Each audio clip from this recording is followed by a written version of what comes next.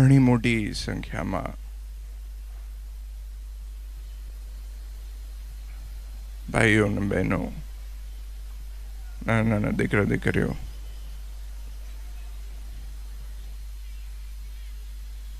આજે એકત્રિત થયા છો. આમ તો રજાનો દિવસ છે, પણ આટલી ગરમી સહન કરીને બે ઘડી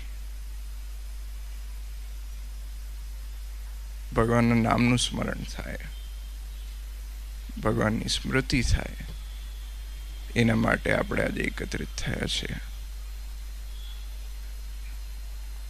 વધારે એટલે આનંદ આવે કે વડીલો તો મોટી સંખ્યામાં છે, યુવક મંડળે છે. આપણે બાપુનગર વિસ્તારનું યુવક મંડળ બહુ મજબૂત છે,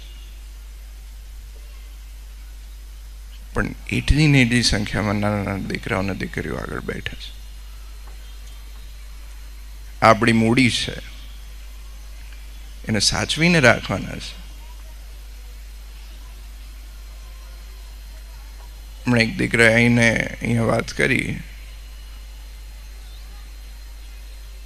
તમે કદાચ ધ્યાન આપ્યું હશે શબ્દો પર. અમારું શું, બહુ સમજવા જેવી વાત છે. અમારું શું, એમનું શું?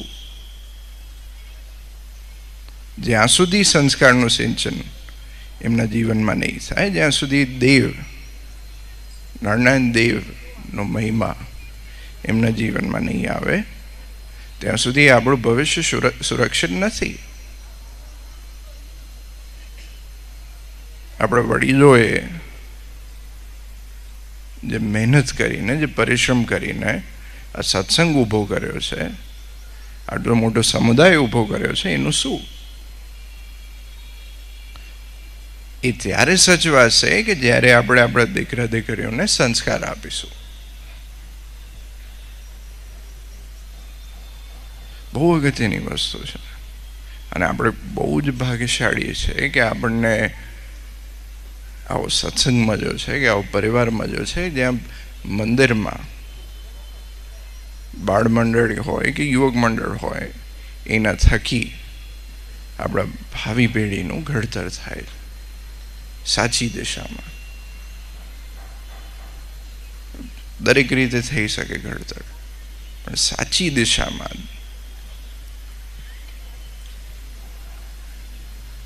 આપણને નારાયણ દેવ મળ્યા છે. મહારાજે મૂર્તિ પધરાઈ બાથમાં લઈને, ત્યારે મહારાજના શબ્દો છે, મારાને આ મૂર્તિમાં કોઈ ભેદ માનવો નહીં.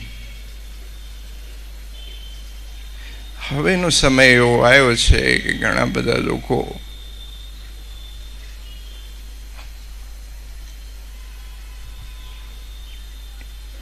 શબ્દોનો ફેરફાર કરીને આપણને મહારાજની આજ્ઞાથી, આ સંપ્રદાયના મૂળ સિદ્ધાંતથી દૂર જઈ જાય છે. બહુ સાચવીને રહેવું, કારણ કે આ હકીકત છે.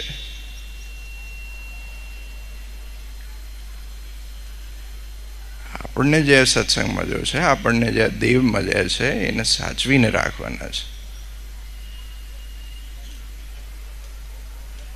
જો આમ તેમ ધ્યાન ગયું તો સમજી જવું કે આપણું થવાનું નથી. કારણ કે બદ્રિકાશ્રમમાં તપ કરી રહ્યા છે, નિયમ ધર્મ જપ તપ બહુ કર્યા, પણ જ્યાં સુધી આ એક સમજણ આપણા જીવનમાં નહીં આવે કે આપણું સર્વસ્વ, આપણે જે કારણથી આજે ભેગા થયા છીએ, કે જે કારણથી મંદિર જઈએ છીએ, જે કારણથી જે આજે જે જાહો જદાદી છે, જે સુખ સુવિધાઓ છે આપણી પાસે, એ નારાયણ દેવના થકી છે, એમની દયાથી છે, એમની કૃપાથી છે. તો એ દેવના થઈને રહો, એ દેવને મૂકીને ક્યારેય જશો નહીં. તો ખૂબ આનંદ થયો આજે આ બધા આટલી મોટી સંખ્યામાં ભેગા થયા. આજુબાજુના વિસ્તારથી અને ફરી વખત દીકરાઓ દીકરીઓ આટલી મોટી સંખ્યામાં આપણું ભાવિ છે, આપણે એમને સાચવી રાખવાનું છે. તો ખૂબ આનંદ થયો આ બધાને મળીને. અને બસ એ જ પ્રાર્થના આપણે કરીએ આજે નરનારાયણ દેવના ચરણોમાં કે આપણે બધાને એવું બળ આપે કે દિવસે ને દિવસે આપણો સત્સંગ અને દેવમાં નિષ્ઠા વધતી રહે. તો બધું કહેતા નહીં, જે સત્સંગ આપણા બાપુનગર વિસ્તારનો છે એ દિવસે ને દિવસે વધતો રહે અને દિવસે ને દિવસે આપણે બધાની ઉન્નતિ અને પ્રગતિ થતી રહે એવી આજના દિવસે નરનારાયણ દેવના ચરણોમાં પ્રાર્થના.